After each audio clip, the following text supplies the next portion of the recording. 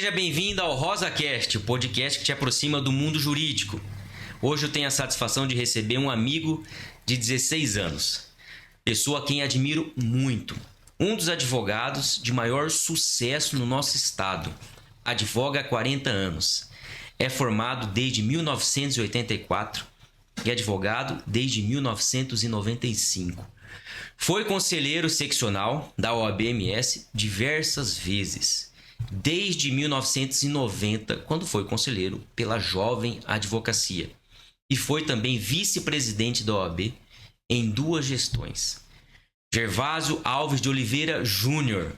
Seja bem-vindo, meu amigo. Obrigado pela oportunidade. É muito legal ter você aqui. Especialmente porque o Gervásio é uma das pessoas que ao longo da caminhada, assim, ao longo da amizade, é uma das pessoas com quem eu sempre tive a vontade, sempre perguntei muito a respeito da vida pessoal, da caminhada profissional dele. Então, muito do que ele vai conversar conosco aqui eu já conheço e são verdadeiros tesouros. Porque as pessoas conhecem muito hoje o seu sucesso, né? O que você construiu, mas não conhecem, no mais das vezes, a sua caminhada. É por isso que a gente chamou aqui hoje, Gervásio. Muito obrigado, meu irmão. Bom dia, Lucas. É um prazer enorme estar aqui com você. Claro, no podcast é maravilhoso, mas sempre é muito bom estar com você. Você faz parte de uma pleiade de novos advogados que nos traz esperança, que nem tudo está perdido, que a advocacia ainda é possível brilhar com tanto problema que ela enfrenta e com tanto desmando que ela sofre e com inúmeras fraquezas no ensino da advocacia. E você é o exemplo que isto ainda é possível existir. Muito obrigado por estar aqui com você. São palavras de um amigo, viu, Gervásio? Obrigado. Obrigado. Gervásio, por que você resolveu estudar direito, cara? Onde você nasceu? Se você é do estado? Como que foi essa fase inicial, a sua primeira infância, vamos dizer assim? Como que foi essa sua visão a respeito do direito? Olha, Lucas, eu me questiono isso. Até onde e qual é a origem disso? Eu lembro a data, eu lembro os momentos que eu vociferei, digamos assim, este desejo. Mas eu não sei o que me motivou. Talvez eu tenha lá no subconsciente uma explicação. Eu não sou do estado, mas eu sou considerado estado. Eu sou um cidadão campograndense, otorgado pelo município. Eu sou um cidadão sul-mato-grossense, otorgado pelo estado. Porém, e o meu coração é sul-mato-grossense. Isso já seria o suficiente. Mas eu nasci no interior de São Paulo, num sítio na roça, e até os 16 anos para 17 eu morei na roça e sei tudo do serviço da roça. Com 8 anos eu ia para a roça com o meu pai, puxar enxada, como se diz, e esse foi meu início de vida. Levava a marmita debaixo do braço para a roça para almoçar, ia trabalhar na roça de chinelo. Tenho até hoje, muitos anos depois, cicatrizes no pé de rachar o dedo no meio dos tocos das roças, mas e depois eu voltava, ia para a escola, andava 4 quilômetros no sol, ou na chuva, ou no barro, dependendo do estado momentâneo climático, para estudar. E assim eu fiz. E quando eu tinha 6 anos de idade, eu brinco com todos os amigos hoje. Eu sou tão inteligente que logo de cara eu entrei no primeiro ano. Óbvio, naquela época não tinha pré-primário, não tinha nada. Você entrava logo de cara no primeiro ano. E eu lembro que no primeiro ano, na escola rural, eu andando lá e falava para os meus amiguinhos que eu queria ser advogado. Quiçá, respondendo a sua pergunta agora, é porque meu pai comentava isso em casa. Meu pai era uma pessoa que estudou só o primário, mas ele falava que a coisa que ele achava mais bonita na vida dele, a profissão mais linda que ele admirava, era a advocacia. Possivelmente está aí a origem de eu querer ser advogado. Eu desde bebê eu via meu pai falar que a coisa mais linda que ele via de uma profissão de um homem era da advocacia. E eu cresci e me lembro perfeitamente que o marco inicial disso foi aos 6 anos de idade, quando eu falei: que eu quero ser advogado. E eu persegui eternamente esta função. Trabalhando na roça, andando de carro, de carroça, cavalo, no barro para ir para a escola. Eu sempre persegui este ideal. Então, para mim, eu comento com minha mulher e com os meus amigos hoje, 40 anos depois, eu vou para o meu escritório com dinheiro, sem dinheiro, triste por uma decisão contrária, feliz por ter ganho uma causa, depressivo por uma decisão injusta, que eu pensei injusta, mas eu sento na minha cadeira e meu universo se transforma, porque eu amo aquilo que eu faço. Cara, que bonito, hein? Há mais de 50 anos, então, você está vivendo esse presente 50. agora. Quase 50. Né? Desde quando era criança. Exatamente. Desde 6 anos de idade, você pensava em fazer isso. E quando vocês vieram para Mato Grosso do Sul, como que foi isso? Nós viemos para cá, meu pai vendeu esse sítio que a gente tinha aqui, próximo de Mato Grosso do Sul, e falou o seguinte: meu filho estuda, eu sou o filho mais velho, outros também estudando, e eu não dou conta de dar uma faculdade para ele, estudos para ele, morando nesse sítio aqui, eu não dou conta. Eu vou escolher uma cidade grande para eu morar, para os meus filhos estudarem. Ele ponderou para o seguinte: se eu for para São Paulo, eu vou ser servente pedreiro. Então, a cidade maior, mais próxima, que daria conta da gente estudar, é Campo Grande. Ele elegeu Campo Grande, nós viemos para cá. E aqui eu fui estudar. Terminei o 2º grau aqui. Porém, ele imediatamente já teve um convite do irmão dele, que morava em Naviraí, ele se mudou para Naviraí. E eu fiquei estudando aqui, minha família foi para Naviraí, mas era 300 quilômetros de casa. Então eu sempre estava aqui. Por isso que tem muitos amigos, até hoje, que me chamam de naviraiense. Embora eu não tenha morado lá, conheço muita gente da cidade maravilhosa, que me honra assim ser chamado também. Mas foi este início, que eu saí da roça e vim morar na capital. Pois é, e é interessante você falar isso. Para mim também, a minha imagem era de que você, desde a juventude, teria morado em Naviraí, né? E agora eu entendo que você veio e seu pai foi para Naviraí acompanhar seu tio, e lá ficou, e você estudava aqui em Campo Grande. E aqui em Campo Grande, onde você estudou? Que colégio foi? Como que foi? Eu estudei no Colégio Objetivo Dom Bosco. Eu terminei aqui, fiz um cursinho lá, e na sequência eu fiz o vestibular. E aconteceu um fato pitoresco no vestibular de janeiro de 1980. Eu terminei o 2º grau aqui, 3º ano, fiz 79, fiz o 3º e cursinho junto. E chegou o vestibular no final do ano. Não me lembro se o vestibular foi em dezembro ou foi em janeiro, mas foi no final do ano. Fiz o vestibular e saí do vestibular com a convicção. Falei, não, eu passei no vestibular, porque eu fiz uma redação extraordinária. Eu sabia a prova do vestibular. E era um vestibular de direito. À época era concorrentíssimo. Em primeiro lugar era medicina, em segundo era direito. E tinha vestibular que direito era mais concorrido ainda. Então era uma briga mesmo. Eu saí, passei, eu tenho certeza, eu fui ótimo. Eis que alguns dias depois sai o resultado do vestibular e meu nome não constava na lista. Eu fiquei 2 dias de depressão, falei, não é possível. Arrasado. 2 dias, uma semana, deprimido. E não é possível que eu não passei no vestibular. Mas não passei, não tenho o que fazer. Mais 1 ano de cursinho e tal. Cheguei no meu trabalho, posso até falar do meu trabalho se você quiser um dia. 1 hora ou aqui mesmo. Cheguei ao meu trabalho e 1 semana depois, ainda tristonho, uma amiga minha, que depois casou com um procurador aqui do estado, que são meus amigos até hoje, ela chegou e falou assim: Gervásio, você viu a lista da... Meus parabéns. Meus parabéns por quê? Ué, você passou no vestibular. Eu falei, não, eu não passei no vestibular. Falou, não, olha se não me falha a memória, um dos jornais locais, se não me falha a memória, até o Correio do Estado. Estou contando um fato de 45 anos para trás.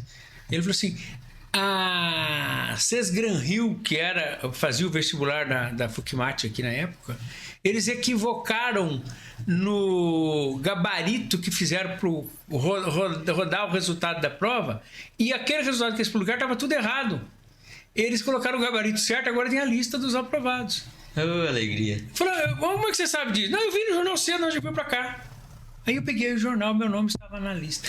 E tinha 2 dias para fazer matrícula. Foi assim que eu ingressei na Faculdade de Direito, da FUCMAT aqui em 1980. E antes mesmo então de entrar na faculdade, você trabalhava já? Trabalhava. São fatos pitorescos da vida. Eu vim para cá em janeiro de 1979. Foi, portanto, nos primeiros dias de implantação do estado de Mato Grosso do Sul. Eu vim para cá e, como eu te disse, o meu pai, nesse intervalo de mudar para cá, já foi direto para Naviraí. E ele estava conversando com um amigo lá, fazia 1 mês, 2 meses que ele estava lá, há pouco tempo. Um amigo dele falou assim: rapaz, o meu filho está ficando lá em Campo Grande, eu não sei se eu vou dar conta de sustentá-lo até ele arranjar um emprego. Nós somos pessoas humildes e tal, mas ele vai estudar, nós vamos fazer um esforço de família. Ele falou assim: rapaz, tem plantão no estado, ele arruma um serviço lá. Não é possível. Esse cidadão era um vereador lá em Naviraí. Pô, pessoa humilde, simplória, tinha nem dente na boca. Mas era um cara fantástico de alma. Ele falou assim: fala pro teu filho ir lá no gabinete do deputado Londres Machado, que era o presidente, primeiro ele presidente da Assembleia do Mato Grosso do Sul, e pede pro assessor ele te atender ele lá e falar de mim para ele. Para que eu estou pedindo para ele atender, ele pede um emprego para ele lá. Aí meu pai me avisou. Falou: faça isso, o vereador aqui falou que eles estão precisando de gente aí. Eu fui lá, com espinha no rosto, no gabinete do deputado Londres Machado, presidente da Assembleia. Falei: olha, eu estou precisando de um emprego, tem um vereador lá de Naviraí que falou para eu vir aqui, se ele podia me atender. O vereador não pediu um emprego, pediu que ele só me atendesse. Mas calcula um guri tentando falar com o presidente da Assembleia. Londres Machado, que já era uma figura política consolidada, né? Ele tinha sido deputado no Mato Grosso antes. E uma pessoa que eu respeito e admiro muito, um homem que está no meu coração. Eu peguei e fiquei ali na recepção. Essa senhora falou: eu vou falar com o deputado. Aí voltou daí a pouco: você vem aqui dia tal, 10 horas da manhã, 11 horas da manhã, que o deputado vai te atender. Não é possível. Fui lá, chegou o menino encostado lá. E o deputado me atendeu. Chegou, entrou. Pois não, o que você está precisando? Eu falei para ele que eu era... que eu estava vindo ali para estudar e eu precisava de arrumar um emprego, eu tinha que voltar. Ou para Naviraí ou para a roça. E eu precisava de um trabalho. Eu quero trabalhar para eu conseguir pagar um cursinho, escola aqui. Ele falou assim, olhou para mim de cima e embaixo e falou assim: você sabe datilografia? Eu falei: eu sei. Eu lá no sítio, eu ia na cidade fazer um curso de datilografia. Ele pegou um papelzinho, bilhete, e falou assim: então eu vou te empregar, porque a gente precisa de quem sabe datilografia aqui. E eu arrumei meu primeiro emprego fora da roça na Assembleia Legislativa com o deputado Londres Machado, em janeiro de 79. Eles estavam montando o estado, não tinha gente para poder tocar. Diretamente com o presidente da Assembleia. Foi sua entrevista pessoal. Entrevista pessoal. E eu sempre falei isso porque esse trabalho que ele me deu me permitiu ficar aqui, me permitiu fazer a faculdade. E o dia que eu terminei o curso de Direito, eu dava expediente na Assembleia e fazia faculdade, fazia estágio, fazia tudo. E o dia que eu terminei a faculdade, eu falei assim: sou solteiro, sozinho. Fui lá e agradeci ele de coração e alma. E eu já fiz esse discurso muitas vezes de agradecimento a ele. Ele sabe que eu sou um homem agradecido a ele pela oportunidade que ele me deu. Mas aí nós temos um outro assunto que nós começamos por ele e podemos voltar nele daqui a pouco. Eu tive sorte do deputado me receber? Tive. Eu tive sorte de arranjar esse emprego? Tive. Mas eu sabia da datilografia que ele estava precisando e eu me dediquei ao trabalho. Eu não fui lá pedir um emprego, uma grana para eu ficar em casa. Eu não fui lá, embora o menino da roça, dizer para ele: não, me arruma qualquer coisa aí, porque eu não sei fazer nada. Então, começa aí a história da sorte com o preparo. Que é isso mesmo, né, Gervásio? Alguns amigos, quando a gente fala, pô, você deu sorte, você vê que a pessoa não gosta muito, né? Mas acho que é isso, essa interpretação de sorte, né? É você estar preparado diante de uma oportunidade que surge, né? E para você estar preparado, você precisa estudar muito, trabalhar muito, precisa se esforçar. Foi o que aconteceu com você, né? Se você não tivesse esforçado lá atrás, feito datilografia, naquele momento, você teria respondido para ele, não sei. Então acho que é isso, a sua sorte foi estar ali naquele momento e estar preparado diante daquela oportunidade, né? E sorte que para nós é bênção de Deus, para quem acredita, né? É Deus te colocar ali, te dar essa oportunidade, né? E você estar preparado diante dela, né? Mas eu sei também que desde essa época você já foi também, apesar de estar trabalhando na Assembleia, servindo ao Estado. Aliás, a Assembleia nessa época não ficava ali no Parque dos Poderes, né? Onde era? A Assembleia funcionava em frente à Praça do Rádio Clube. Inclusive, quando é um prédio grande que tem ali até hoje, aquele prédio era da igreja, se não me engano, dos salesianos. Onde foi ali o Museu Dom Bosco. Mas sabe como é que fizeram? Eles alugaram o térreo, o primeiro andar e o último andar. E no meio continuou tendo o museu. Tinha uma outra entrada separada. Então o andar do meio era o museu. Você pulava um andar para a Assembleia. Então, muitos anos depois que o museu saiu dali. Então a Assembleia era ali. Eu vim para cá, fui morar numa pensão, lá no centro da cidade. Tinha 4 beliches no meu quarto. Então eu namorava em 8 homens num quarto. E o guarda-roupa, a quarta era grande, obviamente, para caber 4 beliches. E o guarda-roupa era um guarda-roupa grande, assim, e que era uma porta para cada um. E as malas, que cada um tinha suas malas de suas origens, a gente guardava tudo debaixo das camas. Então, debaixo de uma beliche tinha 2, 3 malas, outro 2, 3 malas, e a gente vivia ali. E foi um impacto grande, né? Eu morei a vida inteira na casa dos meus pais até então. Aí sai dali, vou morar numa pensão com um monte de pessoas, e um levantando, outro deitando, e por mais que tinha uma organização, era um caos. E isto vai forjando o caráter da gente. Você tem que decidir o seguinte: eu tenho que me defender, eu tenho que me virar, eu tenho de sobreviver. Eu acho que talvez, não só lá na roça, que eu tive que puxar a enxada no sol escaldante, ali forjou o meu caráter, mas o carimbo desse caráter forjou aí, quando eu falei o seguinte: eu estou aqui, ou é aqui ou não é nada, e eu tenho que dar certo, eu não tenho segunda opção. E todos esses marcos foram de lapidação e de conformação com a sua atividade. E hoje o que a gente observa muito dos jovens, são poucos que escapam disso. É o primeiro obstáculo, ao primeiro enfrentamento, a primeira dificuldade, eles se rendem. E depois falam: não tenho sorte. Não. A sorte, ou Deus, não socorrem aqueles que dormem, não socorrem aqueles que fraquejam. As histórias bíblicas nos demonstram que todos aqueles que foram os vencedores foram pessoas obstinadas, foram pessoas destemidas, não destemidas de sair afrontando e confrontando com os outros, mas destemida para consigo próprio.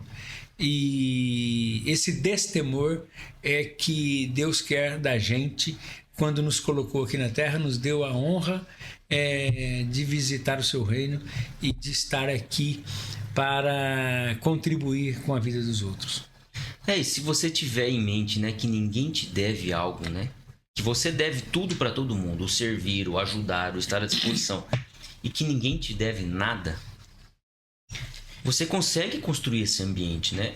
Eu mesmo fui criado como a maioria das pessoas, infelizmente, e hoje isso é uma realidade mais presente ainda em todas as classes sociais. Criado dentro de casa, com tudo à disposição, né? Como se fosse vamos dizer assim, um reizinho, né? Isso acontece muito hoje em dia, né? Acontece. Com a comida na mesa, com a roupa lavada, com a louça lavada. Então, e de alguma forma, quando você sai de casa, a pessoa vai ter essa expectativa também de que todo mundo vai servir, de que o chefe vai dar um trabalho condizente com o tempo que você tem para fazer, com o tempo que você tem para estar dentro do escritório, com o tempo que você tem para ir para a faculdade, para fazer suas provas, para fazer seus trabalhos extracurriculares. Mas a vida não é assim, né, cara? Não é do jeito que a gente quer. Não. Né? Até muitos planos que a gente traça não são realizados. E não quer dizer também que a vida não tá tomando um caminho bom, né? Mas desde essa época em que você estava na Assembleia, servindo ao Estado, trabalhando pela construção do Estado, você de alguma forma já começou também a se aproximar da advocacia privada, ou desse ambiente da advocacia privada. Como que foi isso? Esse foi um negócio interessante. Estava eu lá como um ser extraterrestre aqui no Mato Grosso do Sul e tivemos a época por deficiência até do desenvolvimento intelectual do Estado e do Brasil. Então as faculdades não exigiam que seus professores fossem doutorados, mestrados, especialistas e tal. O que elas faziam?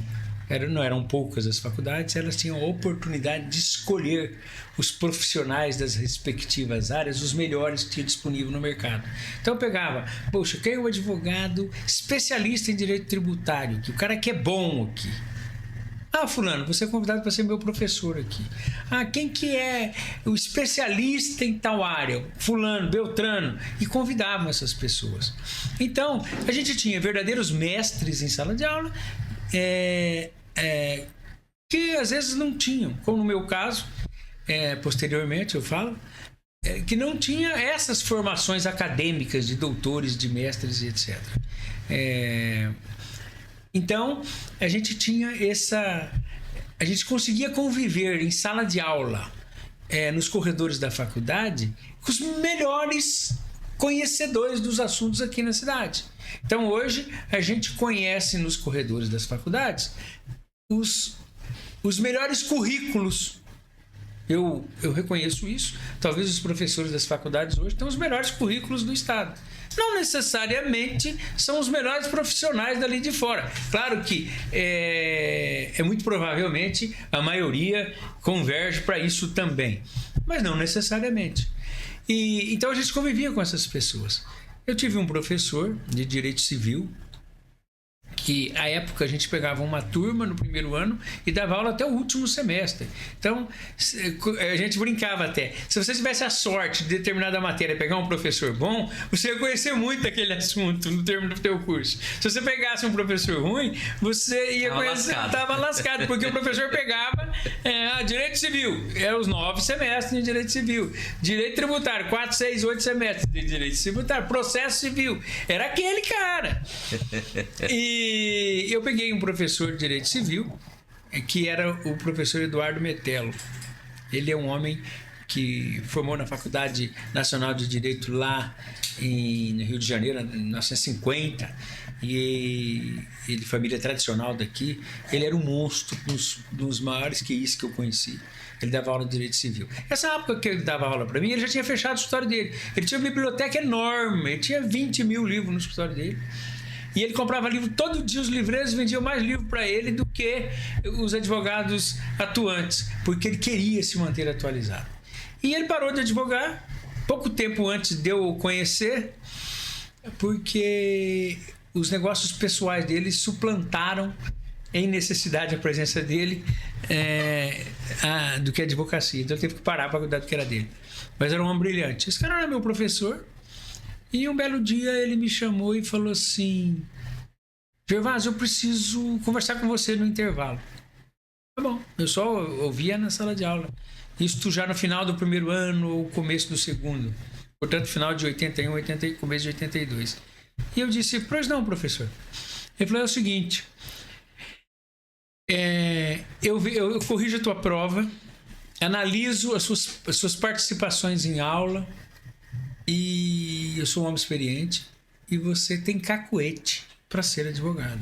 Você tem raciocínio rápido e lógico para entender uma questão jurídica. De modo que eu estou precisando de um estagiário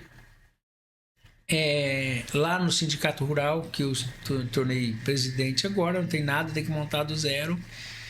E eu queria saber se você quer estagiar comigo.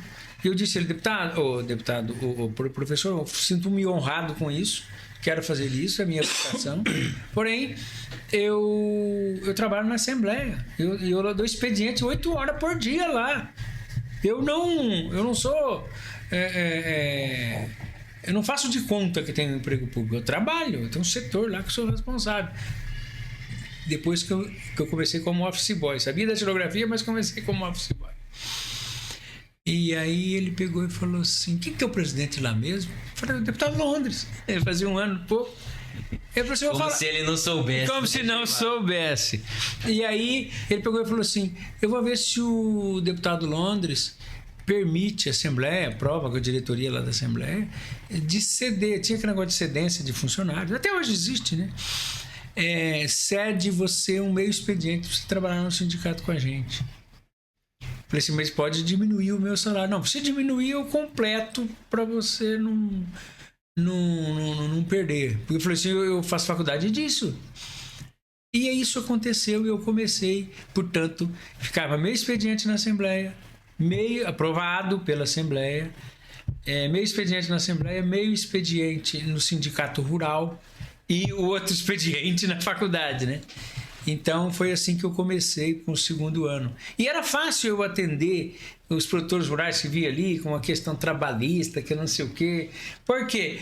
Porque eu era da roça, né? Eu dominava aquele assunto. Então não era assim uma conversa que eu não entendia o que a pessoa queria me dizer de uma lide rural. E foi fácil demais eu interpretar isso.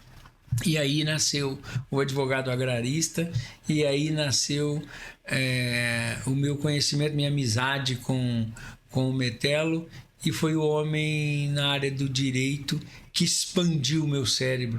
E muitas frases célebres que eu carrego comigo hoje, muitos trejeitos da advocacia que eu carrego hoje, eu aprendi com ele. E não advogando com ele, porque eu já não advogava mais, mas eu aprendi com as lições dele, ouvindo as falas dele. Eu tenho muita gratidão por isso que Deus me colocou ele na minha frente. Que legal. E interessante, né? Que a sua experiência na roça, então te deu um maior entendimento da lógica, né? Da gestão de uma fazenda, ali na questão da pecuária, na lavoura, né? Porque o direito é uma coisa. A realidade ali do que está acontecendo precisa se encaixar nele de acordo com o que é próprio daquela realidade, né? Exatamente. Então, às vezes, um advogado teórico. O que é a diferença? Acho que, né, que é, mais uma vez, a sorte, né? O preparo diante da oportunidade. O proprietário rural vinha com um problema, a hora que ele te narrava, você entendia completamente. Ou o horário de trabalho do servidor, do funcionário, né? Ou o risco que era inerente àquela atividade que ele desenvolvia, né? Ou o tipo de lesão que poderia acontecer, ou até para saber se aquela lesão tem acordo mesmo com a atividade, ou se com alguma atividade particular, fora inclusive da fazenda, que o funcionário poderia tá desenvolvendo, né? A gente tem essa capacidade de melhor compreensão, né? Não, em todas as áreas. Por exemplo, quando ele ia falar assim, olha, o meu vizinho tá querendo mudar a cerca para desviar do varjão que vai até o rio. Eu sei o que significa isso, eu sei o que é isso. E aí tinha que fazer um corredor, que o corredor não dava certo, que passava. Então, essas palavras não me soavam estranhas, porque era um assunto que eu dominava. Portanto, o que eu observo hoje também? Eu observo hoje muita gente querendo ser especialista em alguma coisa. Isso é um absurdo a gente ver nas redes sociais. A pessoa pega um tema, aliás, os mestres em marketing ensinam isso abertamente. O que você tem que fazer? Pega um ponto específico e domina ele, estuda tudo, lê tudo sobre ele, aí você sai vendendo que você é especialista naquele assunto. Mas a especialidade, na acepção ampla da palavra, Não é você pegar. Fosse assim, qualquer um era especialista em alguma coisa. Na realidade, antes de você ter o conhecimento teórico que rodeia aquele tema, você tem que ter um conhecimento fático e clínico daquele tempo. Na medicina é igual. Na medicina, você vê grandes monstros teóricos, ele não consegue olhar na íris do teu olho e saber se você está com terçol ou... Entendeu? Por quê? Porque ele conhece teórico, ele não conhece gente, ele conhece pessoa, ele não conhece fato. Então, ao advogado que queira ser efetivamente conhecedor de um tema, ele conheça o fato. Ele conheça o fato. E domine o fundamento. Aí ele tem premissas que pode levá-lo a uma conclusão de embate em qualquer grandeza, em qualquer circunstância. Porque conhecer o direito é básico, né? Você precisa estar preparado com o conhecimento do direito. O que a legislação prevê, ou se ela não prevê, o que os princípios gerais, que são normas jurídicas, também vão te levar para descobrir uma solução. E acho que a diferença mesmo é o fato, né? Que não deveria ser a diferença, mas hoje você vê que é a diferença. A pessoa, o advogado, conhecer o fato, levar o fato à justiça, levar o fato ao tribunal, né? E eu vejo como é importante mesmo hoje, né? Você trabalhar isso, né? O cenário fático é esse, desenhar bem. Até porque se você compreende bem o cenário fático do problema, do litígio, isso vai te fazer a ter um pedido correto também. Porque muitas vezes você não compreende direito o fato, o seu pedido vai estar errado. Ou a sua defesa também vai estar errada, né? E essa sua história também me faz acreditar mais fortemente no que eu acredito. E venho dizendo há muito tempo, e vou morrer dizendo isso, porque eu vivo isso também. Advogado, jovem, estudante, recém-formado, precisa conviver com um advogado mais experiente, que vai ser aberto, vai ser generoso e vai te transmitir conhecimento, maturidade, posicionamento, né? Que é o que aconteceu com você. É óbvio que Eduardo Metelo, que é um advogado consolidado, né, reconhecido socialmente e com resultado comprovado mesmo, ele não teria te dado essa abertura, apesar da generosidade dele, íncita a ele, se não visse em você um jovem que era resiliente, que era persistente, que era dedicado, né? E de alguma forma isso é necessário para a advocacia. Você precisa conviver. E você também, por mais que você seja consolidado hoje, você enquanto advogado serão precisa continuar convivendo com outros colegas advogados. No seu caso, hoje, mais inclusive em quantidade, com advogados menos experientes, né? Porque você está no ápice da carreira da advocacia hoje. E está mesmo, né? Não é um elogio de amigo. É muito bonito ver um profissional como você, consolidado, que já obteve, vamos dizer assim, no direito, tudo que poderia obter, apesar de ter os seus sonhos ainda, as suas expectativas, continuar trabalhando firme no dia a dia. É continuar convivendo. Eu estou dizendo isso, inclusive no aspecto de que comigo mesmo você sempre foi generoso comigo de me ouvir, de discordar muitas vezes, de concordar muitas outras vezes, mas de me ouvir, de ser aberto. Então, para mim, essa é uma fórmula que é absoluta, assim. Advogado precisa conviver entre colegas. Não é só fazer movimento político, institucional, não. Precisa conviver, você precisa viver sua profissão, né? E de alguma forma servir ao próximo, que é o que você continua fazendo, me servindo, me ajudando, me dando suas ideias, me possibilitando conviver com a sua vida. E no nosso caso, enquanto amigos, inclusive com a sua família, com a sua esposa, com seus filhos. E de alguma forma também sendo servido por mim, por todos os seus amigos. Sendo ajudado, exatamente, sendo aconselhado, tendo companhia, tendo a presença da minha personalidade na sua personalidade. Isso é importante para a advocacia, né, Gervásio? Isso é muito importante. E histórias temos muito na advocacia, muito dos anos e tal, mas o que a gente pode traduzir de exemplo é isso. O item número 1, você tem que gostar do que faz. E não significa que você tem de gostar porque você nasceu gostando, certo? Você gosta de muitas coisas hoje, apaixonado por muitas coisas hoje que você as desconhecia há certo tempo. Mas o segredo número 1 para ter sucesso é gostar do que faz, amar o que você faz. E é ter aquilo que é uma condição sine qua non de vida. É você ter a capacidade de se colocar no lugar do outro. Eu falo isto. O advogado, por mais experiente que seja, o médico, por mais experiente que seja, quando ele não consegue sentir a emoção da dor da pessoa que está trazendo o caso para ele, ele não pode, ele tem que abandonar esse trabalho e esta profissão. O cliente, você tem N processos sobre a sua mesa para ser resolvido, mas aquele cliente tem aquele caso, que para você é mais um, que na sua mesa é mais um, que é um negócio simples, mas aquele é o problema da vida dele.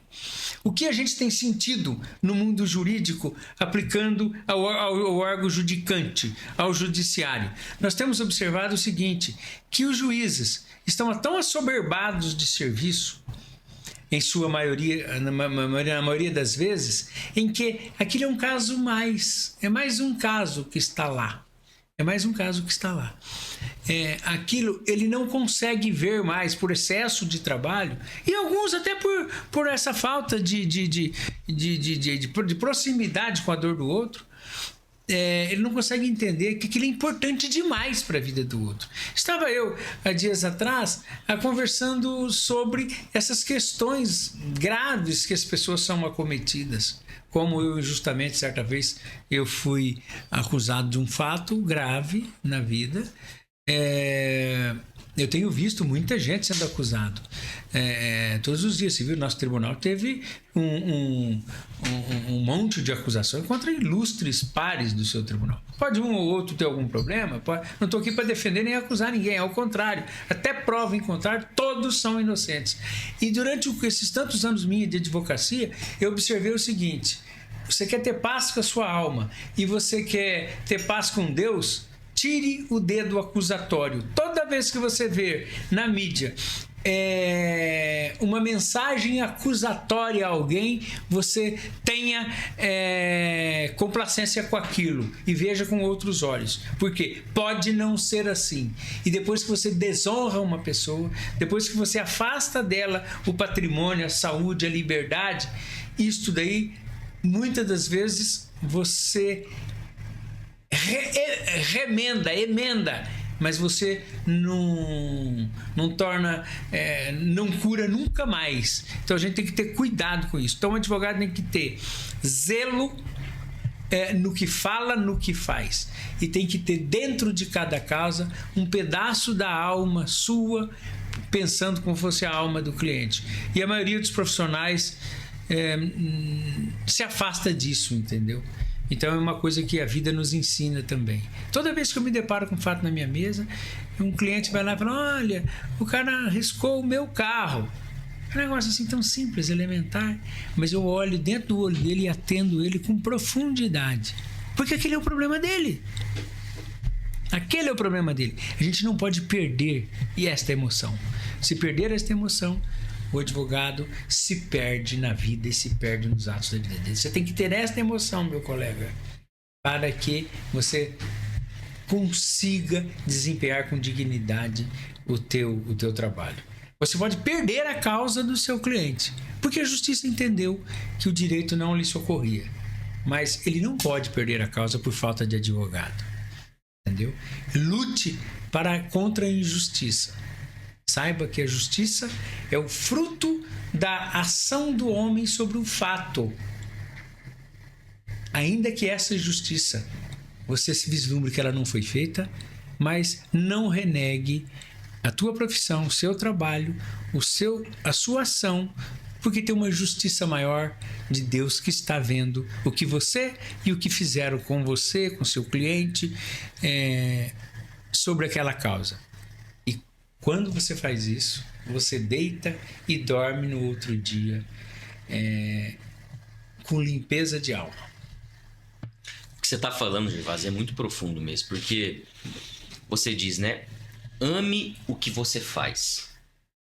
Não é no sentido, infelizmente, que está muito em voga de fazer aquilo que te dá prazer, que te dá alegria, que te dá contentamento, né? Eu gosto dessa amizade porque ela me agrada, porque eu gosto dessa profissão porque ela me traz alguma satisfação, né? Econômica, inclusive. A maioria hoje fala isso. Insatisfação econômica. Acho que amar o que faz, amar a advocacia, amar a opção, é um verbo, um agir. Eu vou fazer isso bem feito, eu vou amar, eu vou dar a vida por isso. Isso é amar, dar a vida por algo. Você ama alguém quando você dá vida por essa pessoa. Quando você dá vida por essa sua profissão. Isso é amar. Amar a causa que o cliente te traz. Se é um risco no carro, se é a penhora indevida de uma fazenda, se é a execução de uma garantia bancária contra uma fazenda que é o patrimônio que seu cliente construiu. Amar o que você faz é agir, é lutar, é ser resiliente, né? Exatamente. Hoje está muito em voga. Sou amigo, sou seu amigo, mas você me desagradou aqui, então já não quero mais amizade. Então você não... Amizade não é só estar junto com um amigo quando você está sentindo beneficiado. Assim, ou você tá feliz com aquilo, tá flutuando. Não, né? A amizade não é assim, a profissão não é assim, as relações todas não são assim, né? Então, amar a advocacia, viver a advocacia de verdade, né? Até porque, e também um ponto que você abordou, acusação indevida é irreparável. Irreparável. Eu atuo bastante nessa área. E aquele jargão, quem não deve não teme, é justamente o contrário. É o contrário. Quem não deve é quem mais teme, é quem mais sofre. Com a injustiça. Quem é mais prejudicado. Com a injustiça. Quem sofre mais dano. O quanto acontece isso, né? E muitas vezes a gente não vai pra cima, você não tá incomodando enquanto advogado, você não tá cutucando. Algumas vezes não é até inconveniente, mas com respeito e com elegância. Se você não fizer isso, a coisa não vai pra frente. Eu admiro muito advogados, e isso fica mais relevante em causas de repercussão nacional, que mesmo quando o seu cliente, isso está acontecendo hoje, isso aconteceu ontem, isso vai continuar acontecendo, mesmo quando o seu cliente é condenado pela opinião pública ou pelo staff de plantão, pelo poderoso de plantão, pelo ministro de plantão, continuam firmes, resilientes na defesa do cliente, sem abrir uma brecha, sem desistir. Acho que a advocacia é isso, né, Gervásio? A advocacia é isso. E a par disso, tem uma outra questão importante que a gente tem que trilhar, que é saber colocar dentro da gente, são freios internos que a gente tem que ter, chamado limites. A gente tem que ter limites. O homem tem que ter limite. O vale tudo é só na ficção. Na decência, da dignidade, tem de ter limite. Você tem que ter posturas. Então, na defesa do cliente não vale tudo, não. A única coisa que lhe é exigido é uma subserviência ética à causa do cliente. É inegociável a sua ampla defesa do cliente. Mas existem limites na defesa. Tem limites éticos. Eu não me permitirei prostituir na advocacia para ganhar um valor a mais. Eu não me permitirei. Quando eu fui vice-presidente da OAB, eu olhava com muito cuidado essa questão do advogado virar dono da causa do cliente, cobrar mais honorário do que era o valor. Isso não é correto, isso é aético. Então, tudo aquilo que chocar... O que é ética? Ética é tudo aquilo que chocar a intimidade natural do ser humano, está errado. Não precisa estar na lei. Não, mas isso não é ilegal.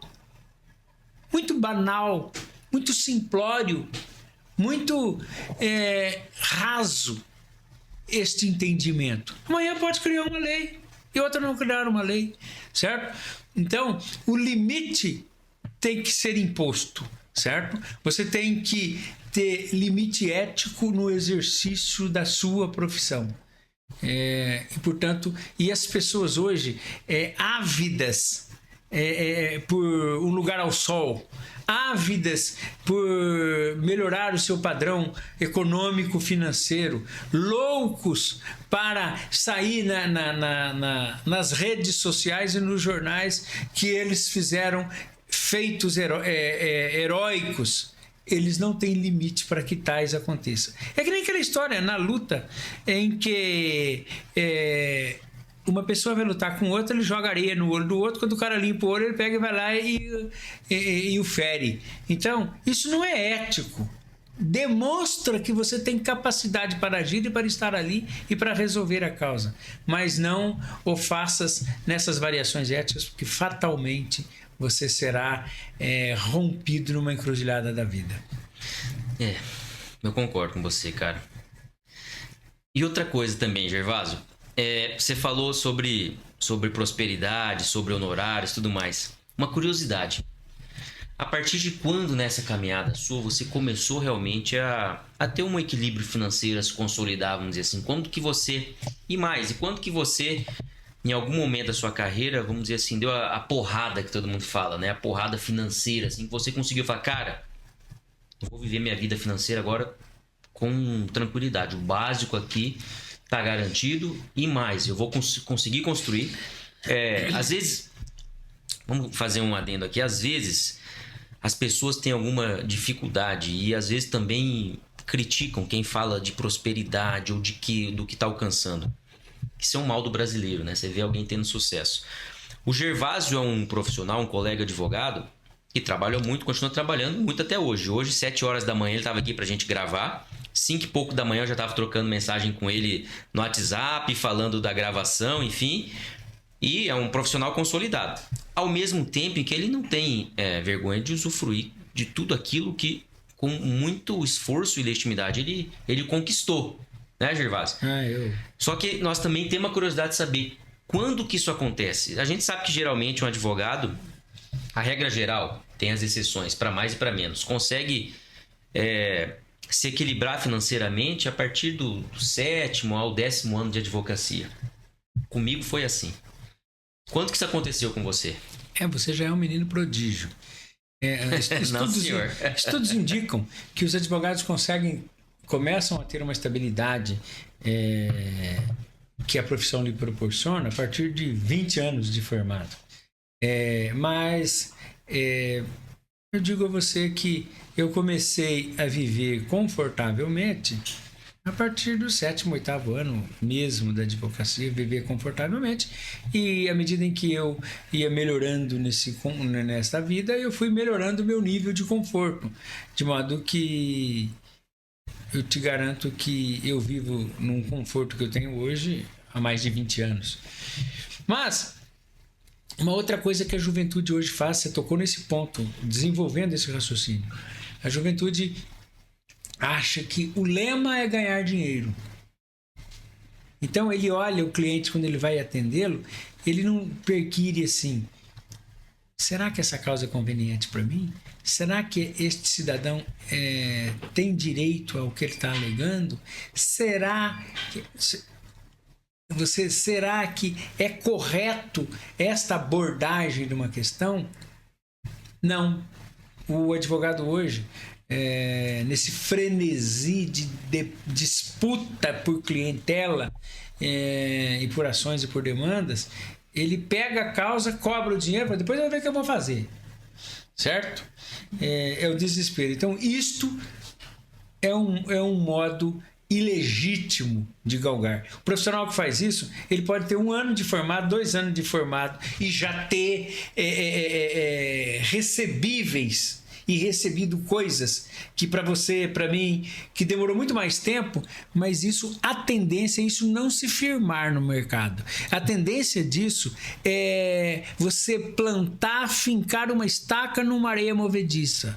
Porque isso não se sustenta no decorrer da vida. Porque uma causa você faz isso, 2 você faz, 3 você faz, 10 você faz, 20 você faz. Aí chega um dia que as pessoas começam a fazer um balanço, a sociedade faz um balanço.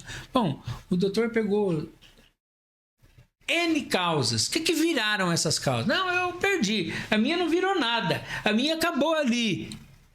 E aí você observa o seguinte. ele passa a ter um declínio antes de atingir o ápice. Então, essas questões têm de ser levantadas. As pessoas, nesse desespero de vencer, luta com qualquer arma. Por isso que tem um velho jargão que diz: o advogado é o primeiro juiz da causa. Então, eu tive um episódio pouco tempo atrás. Um cidadão liga no meu escritório e fala com a minha secretária e fala assim: eu quero falar com o Dr. Gervásio, eu quero levar uma causa para ele.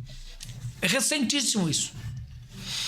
A secretária me diz assim: Dr. Gervásio, tem um moço aqui na linha dizendo que quer vir aqui, que o senhor recebe ele imediatamente, que ele tem uma causa para te trazer. Quem que é? Não, fulano de tal, assim tal, mas eu não conheço, não sei quem que é e tal. Era realmente um cliente novo. Aí eu falei assim: passa a ligação, vou ver do que se trata e vou agendar uma hora para atendê-lo. Ela passou, eu não estava com ninguém na minha sala naquele momento. Passou a ligação, eu atendi. Pois não, aqui sou fulano de tal, assim, eu quero te levar tantos mil para você. Era uma coisa assim, próximo de 200 mil. Quero levar um dinheiro para você. Falei: mas eu te conheço? Não. Teve 2 amigos seus que me indicaram. 2 amigos meus que são amigos seus que me indicaram a você. Ah, pois é. Qual que é a causa sua? Não, é uma briga assim. Eu quero aí te levar o dinheiro. Eu falei assim: calma. Dinheiro é bom, eu sou feliz com isso. Mas eu quero saber o seguinte: eu vou marcar uma hora no escritório, com calma. Você virá aqui, vai me contar a tua história. Eu vou avaliar se eu aceito pegar a tua causa, se a tua causa me interessa, se a tua causa tem justiça nela. Eu no telefone com o cara que eu nunca vi. Se a causa tem justiça nela, se eu aceito pegar a sua causa, é viável. E depois eu vou avaliar o valor que você está me oferecendo, porque eu nunca vi você oferecer um valor para uma causa que quem dá preço nas minhas coisas sou eu. E se eu achar interessante, eu pego a sua causa e estabeleço os valores com você. Pode ser menos, pode ser mais do que isso.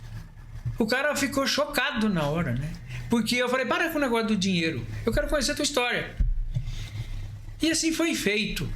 E eu marquei 2 dias depois, só para dar um arrefecimento nos usuários. Eu podia até recebê-lo antes. Ele foi lá no escritório, sentou, fiquei 2 horas conversando com ele, anotei tudo que ele falou e tal. Falei assim: ele citou alguns processos que tinham passados por aqueles fatos.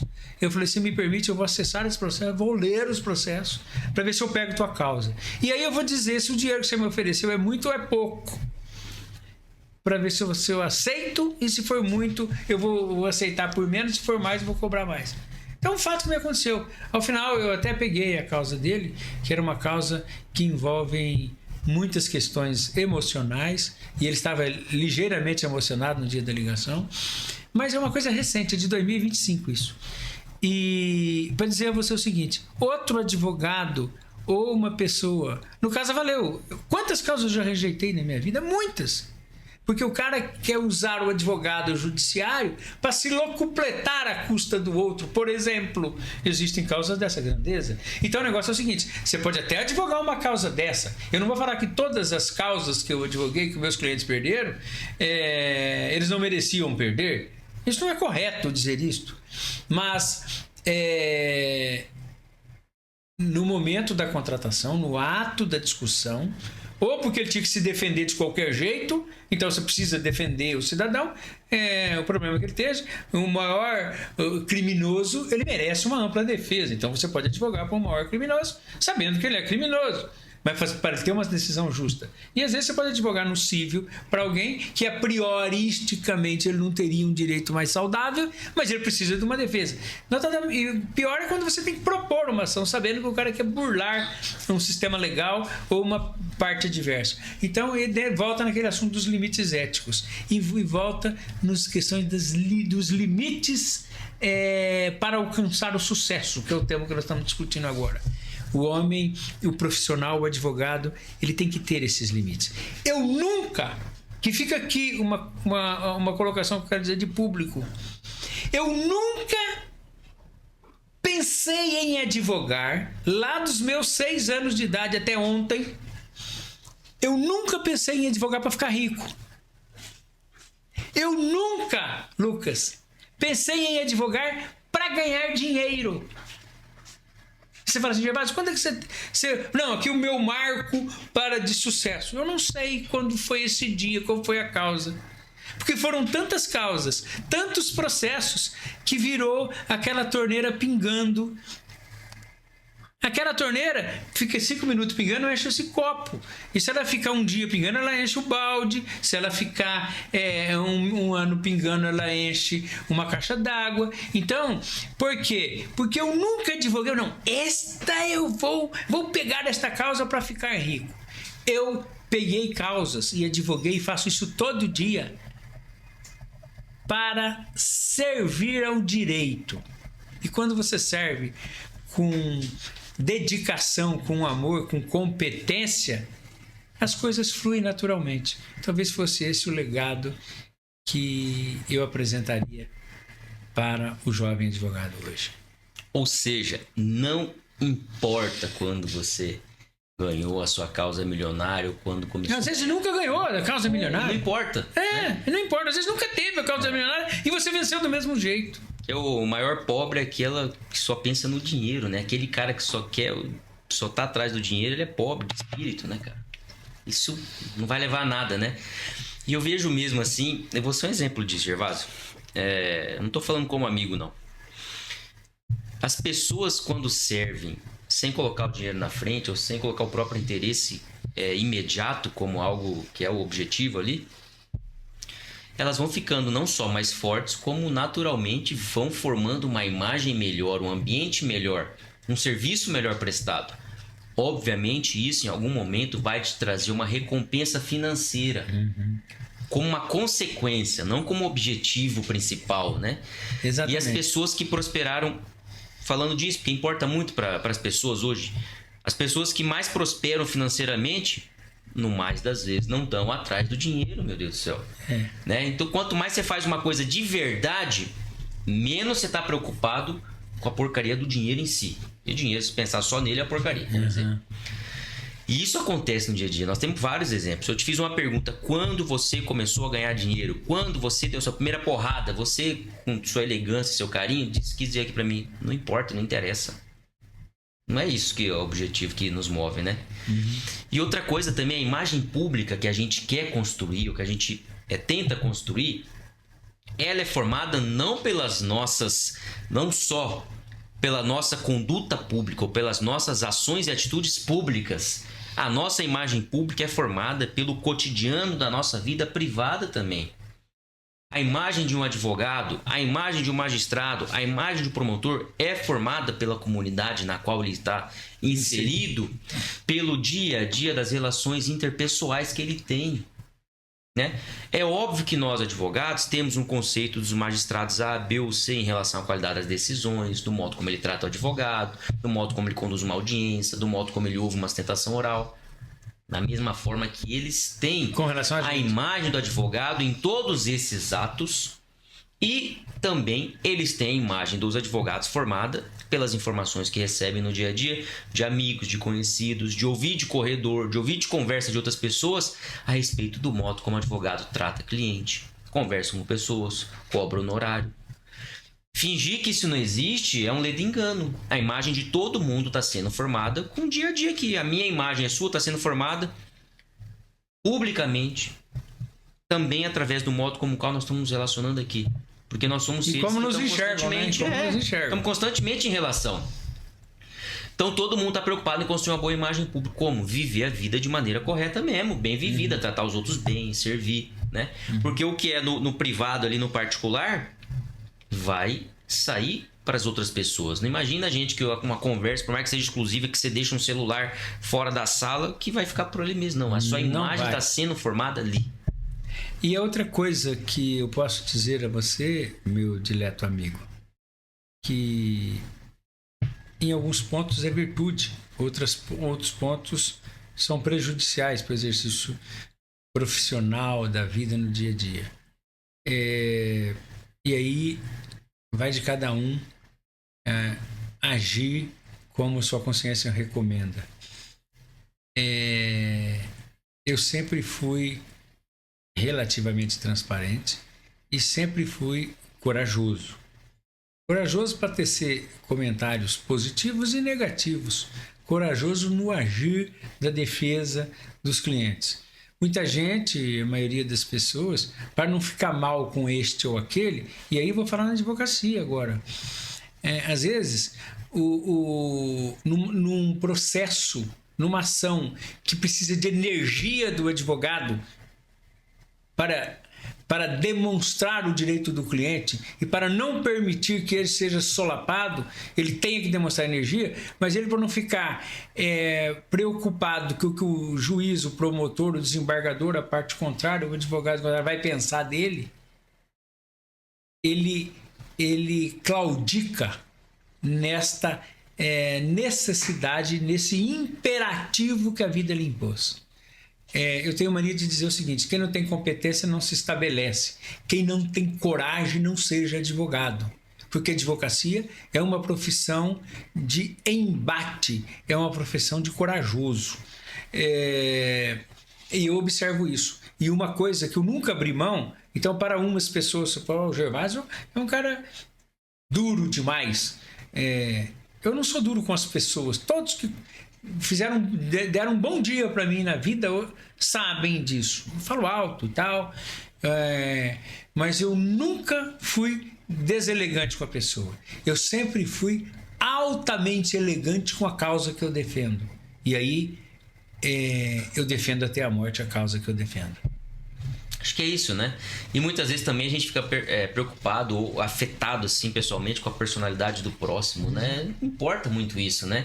Tem que olhar outras coisas, né? Uhum. Isso, infelizmente, muitas vezes influencia mesmo as relações, os projetos, e não deveria, né? Não deveria. Gervásio, conta aí algum processo específico, ou quem sabe até no início da advocacia. Nós tivemos vários casos aqui, o Denner contou alguns casos, por exemplo, o Carlos Marques contou, todo mundo contou. De que às vezes você foi fazer uma audiência, foi meio tremendo igual uma vara verde, ou outro caso que você tinha certeza que ia vencer e perder, ou alguma coisa interessante com algum cliente aí. Tem alguma coisa publicável? Deixa eu te dizer. Estava eu com a minha mulher semana passada pensando sobre isso em casa. Falei, eu estou pensando em escrever alguma coisa sobre esses tantos anos de advocacia nas lidas forenses. Evidentemente que é o meu projeto de 2025, eu escrever sobre causos da advocacia. Então, mas você tem que parar e pensar para lembrar do caso tal, do caso tal. Às vezes eu pego o índice de arquivo morto que eu tenho no escritório e fico folheando aqui, lembro do fulano de 30 anos atrás, de 40. Putz, isso aqui teve uma causa assim, isso aqui teve uma ação pitoresca assim, teve um assunto assim. Mas são tantas que eu vou relacionar isso aqui. Vou ver se eu lembro de alguma aqui para te apresentar. Mas foram enormes. Causas em que eu tinha certeza que ganhava e perdia, casos que tinha certeza que perdia, ganhava, e questões de erros judiciários e desatenções da gente até. Mas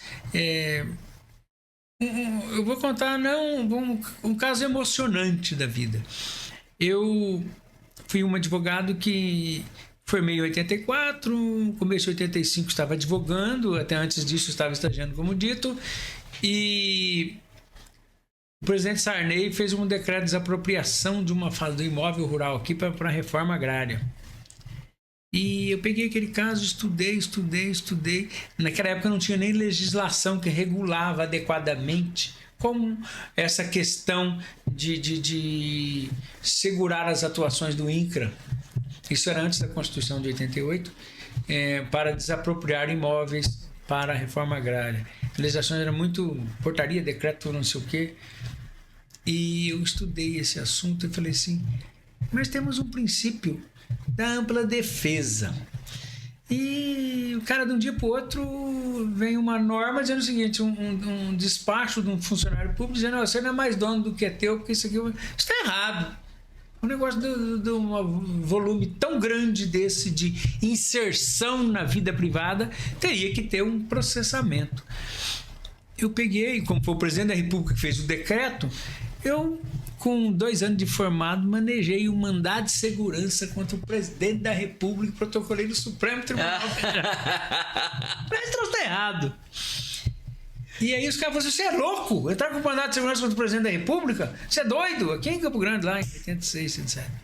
Rapaz, isso foi pro ministro, o ministro deu seu parecer para a procuradoria e ficou um rolo tramitando esse trem no Supremo. Eu ganhei uma liminar e aí teve o grande dia do julgamento no Supremo. E talvez foi um dos dias que eu mais tremi as pernas na minha vida. Você me perguntou para falar um fato dele. Igual vara verde. Eu fui para Brasília. O dono dessa fazenda era um cliente meu de São Paulo, na época. Eu fui para Brasília e falei, rapaz, fazer sustentação oral no Supremo Tribunal Federal. Então, naquela época, não é o Supremo de hoje, né? Supremo de hoje. O Supremo de hoje é um colapso total, é um desrespeito à cidadania, é uma vergonha de ser brasileiro. E falo para os 11. Não era, nós tínhamos um Supremo Tribunal Federal. Eu fui para Brasília e eu cheguei um dia antes, estudei aquele mandado de segurança e li de novo. Eu sustentei a tese do mandado de segurança que, naquele caso, mais do que nunca, tinha que haver a ampla defesa na desapropriação da terra, ainda que não tivesse regramento específico para isso. Estudei aquilo e tal, fui no dia fazer sustentação oral. Eu fui um dia antes, porque naquela época os voos não é voo que chega na hora, não. Você tinha que ir 2 dias antes para poder chegar. Fiquei lá no hotel em Brasília, me deu uma dor de barriga. Assim. Vocês podem falar isso aqui no podcast? Pô, deve. Me deu uma dor de barriga, eu fiquei 2 dias, eu fui mais magro pro prédio do Supremo lá. Para sustentação oral. Cheguei, sentei, me inscrevi certinho e chegou minha vez. E tinha um amigo meu que morava em Brasília e eu falei que estava lá. Eu vou acompanhar você. Ele botou um terninho, então não era advogado. Fomos juntos lá pro Supremo. Ele sentou numa cadeira bem perto. Aquela cadeira amarela, aquela mesma formatação é de hoje, é de 40 anos atrás. Ele sentou na primeira cadeira ali e tal, e eu do lado dele. Aí eu levantei, respirei. Eu fiquei. Quando me anunciaram para eu ir para aquela tribuna famosa do Supremo para falar, você imagina um menino de 24, 25 anos. É um desespero na vida, né? Eu peguei, subi a tribuna e comecei a falar: olha, aqui trata-se do mandado de segurança e tal. Que eu manejei contra o presidente da República, ele fez desapropriar imóvel. Isso é uma violência contra a propriedade privada, é livre iniciativa garantida pelo sistema jurídico nacional e papapá, não podia fazer isso. Eu não sabia como que um técnico do INCRA pode dizer se o imóvel é improdutivo de gabinete e tal, uma violência. O presidente não podia nisso, o ato do presidente é nulo, porque não tem premissa fática real. E fui falando, fui perdendo a voz, E aí eu fazia de conta que segurava um tempo para dar entonação, mas é nada, porque eu não tinha palavra, porque eu estava emudecido. E encerrei os 15 minutos, eu encerrei em 7 minutos o discurso ali e tal. Aí o ministro falava assim: eu nunca tinha ouvido esse tipo de assunto ser debatido aqui. Nós já julgamos isso aqui?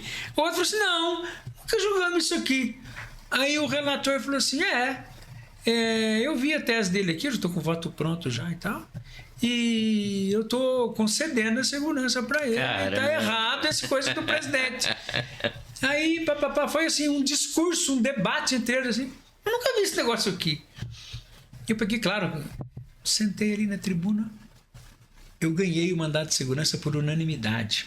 Esse mandado de segurança foram para os anais jurisprudenciais do Supremo, aquelas revistas forense, revista de não sei o quê, lembra que não era digital como hoje, era tudo físico os livros. Todas aquelas revistas forenses você pegar, tem esse julgamento meu, advogado Gervásio lá e tal. Então, eu contei só esse primeiro que de centena que eu posso comentar. Um dia só para isso, para a gente falar sobre isso, se você quiser.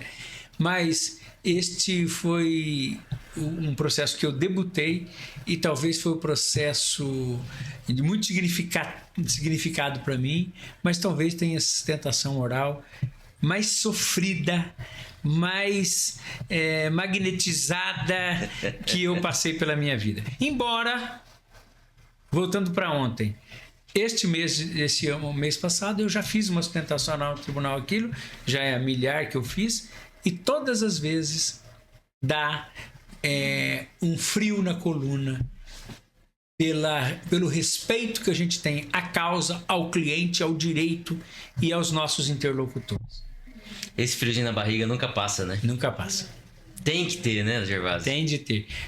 Quando você perde, aquilo que eu falei lá atrás, quando você perde esse frio na barriga, quando você perde a sensibilidade, você não é digno mais de estar ali.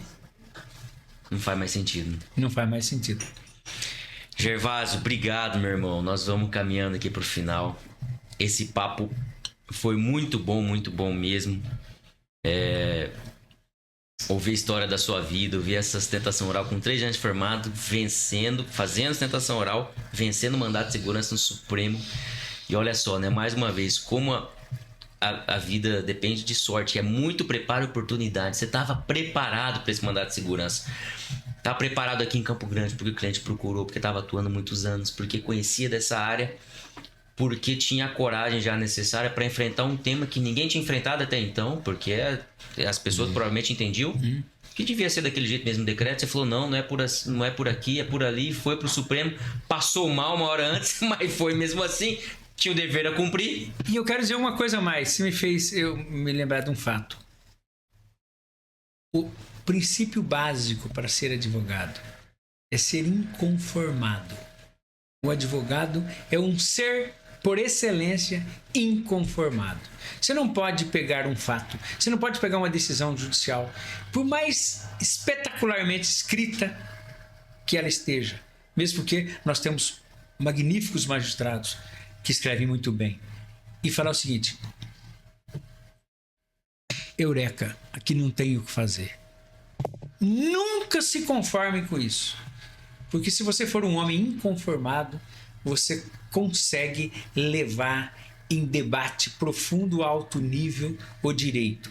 E quando você exaure o debate do direito, você chega próximo da perfeição da justiça. Gervásio, e o cliente sente isso, cara. Ele clama por um advogado inconformado, né? Eu me lembro na advocacia, no início, muitas vezes vinha uma sentença, eu lia ela e falava, realmente não tem o que fazer. Não tem o que fazer, e a jurisprudência é nesse sentido. E eu falava com o advogado mais experiente no escritório e falava, então tá, manda um e-mail pro cliente então dizendo que não vai recorrer. Ele não me dizia nada. Aí eu ia lá fazer o e-mail, fazendo o e-mail eu falava, caramba, é uma sentença, o cliente vai ver que eu tô dizendo para não ir pro tribunal, que é básico. Não, vamos recorrer desse negócio aqui. E é isso, né? Essa semana eu fui contratado por uma grande instituição financeira.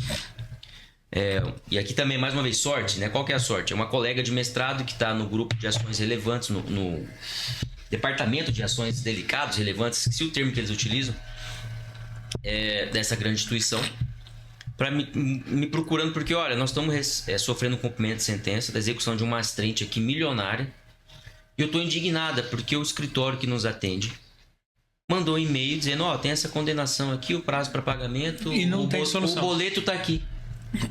Ela ficou indignada. Pode até ser que é isso mesmo. Eu vou fazer a defesa que essa multa tenha que incidir e talvez até no valor que está sendo cobrado. Não acredito nisso.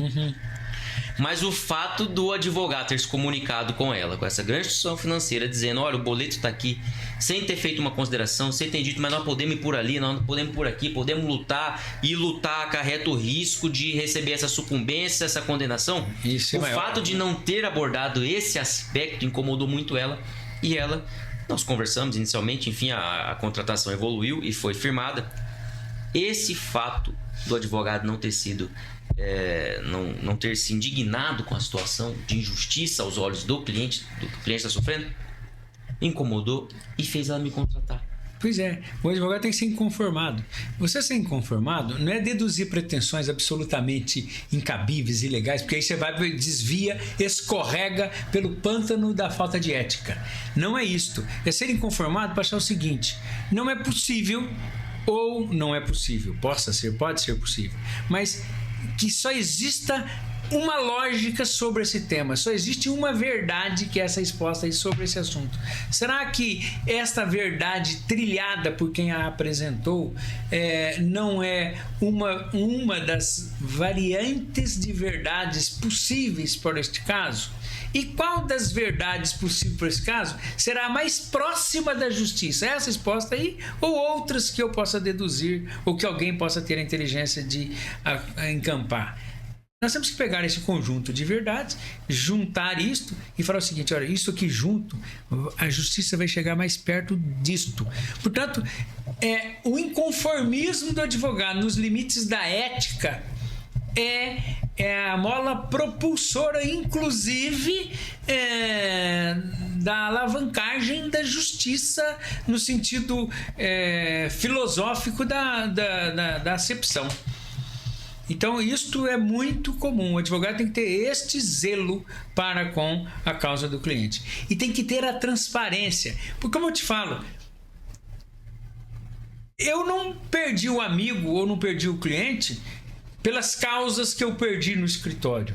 Eu perdi o cliente porque ele mudou de atividade, porque ele tem um membro da família dele que virou advogado, por outros motivos. Mas eu perdi inúmeras causas e as pessoas continuaram sendo meus amigos e meus clientes. Por quê? Porque o cara entendeu que o direito que nós discutimos socorreu melhor a parte contrária, mas o advogado dele fez a parte que lhe competia. Então, isso que o advogado tem que fazer. É essa retidão que a gente tem que ter profissional. O cliente tem a sensação mesmo de que você está com ele a ferro e fogo, né? Fechado com ele, vai defendê-lo até o fim, né? Perdeu o processo, mas meu advogado estava comigo. É isso que o cliente quer sentir, né? Na verdade. Agora, por exemplo, eu já vivi situações em que o advogado diz o seguinte: olha, essa tese tudo é muito boa, esse argumento é muito bacana, mas se você for escrever desta forma, isso vai ofender a imagem do julgador que fez diferente, vai ofender a imagem da parte contrária, a imagem da testemunha, e portanto eu estou fora de você se você quiser fazer isso. Não, então você não é advogado. Ou você é o advogado do cliente, ou você é o advogado do juiz, advogado do promotor, advogado da parte contrária. Você está no lugar errado. Então, essa sutileza que o advogado tem que perceber no dia a dia. E você tem que juntar tudo isso. Ver que profissão, que a advocacia é uma profissão nobre e uma profissão difícil. Você tem que estar 24 horas por dia com isso pululando a sua mente e abrilhantando o seu dia a dia e fomentando a sua vida. Exatamente isso, cara. Eu vou pedir para você deixar uma mensagem final, mas antes disso, já caminhando para o encerramento, queria te agradecer essa oportunidade, como eu estava dizendo um pouco antes. Foi um tesouro que você trouxe para a gente aqui, a sua história de vida, a sua vontade de continuar vivendo intensamente a advocacia, essa entrega pelo cliente, pela causa, né? Na busca da justiça mesmo, né? É muito bom ouvir uma pessoa mais experiente como você, que é, como você disse, firme nas palavras, nas atitudes, nas opiniões, mas que no trato com as pessoas tem que se colocar no lugar delas também, tem que ter um pouco de alteridade, né? O que você sempre busca. Eu te acompanho, Gervásio, desde 2009, quando a gente caminhou junto naquela campanha do Leonardo Duarte para a presidência da OAB. Me lembro As bem. oposições se uniram naquela eleição. Eu não era nem formado ainda. Fui secretário pessoal do Leonardo naquela campanha. Você veio na chapa como um dos conselheiros, um reforço essencial, sem o qual certamente aquela eleição não teria sido vencida. E te admiro desde então. Eu me lembro, Obrigado. e aqui, como eu te falei no início, a imagem que eu tinha de que você era de Naviraí, foi criado em Naviraí, ou nasceu por lá, enfim. Porque nós fomos 2 ou 3 vezes para Naviraí junto com você, e eu via que as pessoas gostavam de você mesmo, te respeitavam, te atendiam, né? E eu sentia ali, ainda como estagiário, que você tinha prestígio naquele local, sabe? Então por isso essa imagem que eu que eu tinha, assim, e você contou um pouco sua história hoje, eu vi que você ficou em Campo Grande, na verdade. Mas desde aquela época, com esse seu jeito intrépido, firme, posicionado, né? Sem ficar em cima do muro, e que algumas vezes assusta as pessoas. Quando eu tava com você, quando eu perguntava alguma coisa que eu queria te perguntar, saber de alguma coisa, ou quando você tinha alguma coisa pra falar pra mim, você dava atenção para mim. Que não era ninguém ali naquele momento em termos de política, de oferecer algo. A não ser o meu trabalho básico ali de ser um secretário da campanha. Então, eu percebia isso. Você era verdadeiro, você estava presente com quem você estava ali no momento, né? E eu te admiro desde aquela época, né? Eu não consegui te conhecer antes, mas a partir de então, e lá se vão 16 anos, né? 16, vai fazer 16 anos. Muitos anos. E eu espero que a gente continue amigo para sempre, se Deus quiser, e que a gente continue produzindo para a advocacia, para a sociedade e para os amigos como a gente vem produzindo. Que a gente tenha muito pela frente, se Deus quiser, meu irmão. Quero te agradecer a oportunidade deste bate-papo organizado, montado, estruturado por você. Eu quero dizer que este bate-papo nosso, se você me permitir, ele seja o prólogo, a introdução de um conjunto de debates que nós podemos trilhar. Nós podemos debater a OAB e a sua função como instituição, o que se passou e a experiência que eu vivi lá e o que eu acho como deve ser. Esse é um capítulo. Nós podemos capitular outros assuntos, aquilo que você falou, as causas da advocacia e quais foram os desfechos e os arranjos praticados em cada um desses, os limites da atuação profissional mais alongadamente do que aqui nós tratamos. Nós podemos tratar das relações interpessoais sobre a advocacia, partes e clientes, enfim, nós temos um conjunto enorme de informações e de experiências que podemos compartilhar. Então, só por essa introdução, eu quero dizer que eu estou extremamente honrado de estar com você e poder dar essas pitadas de conversas aqui contigo, com o seu carinho de me receber. E dizer o seguinte: tudo resume naquilo que eu falei no início. Você tem que amar o que faz. Amar o que faz. Perseguir em grau de excelência o que faz e o que postula. Porque aquele ser lá de cima e o seu cliente que está do outro lado saberão distinguir com plenitude o teu desempenho, a tua vontade, e mais do que nunca Deus sabe o que se passa por sua alma. E quando a tua alma é grande, quando o teu propósito é maior, o resultado nada mais é do que o fruto da plantação que você fez. Que com isso a gente pode ser mais do que vitorioso na profissão. A gente é vitorioso na vida. E este conjunto de vitórias é ter sucesso. Não necessariamente, ou não só por isso, por ter dinheiro. Obrigado, meu irmão. E se Deus quiser, não faltará oportunidade. Em breve nós vamos conversar de novo, falar desses assuntos que são... que estão aí na pauta do dia, né? E tem vários outros que a gente vai abordar.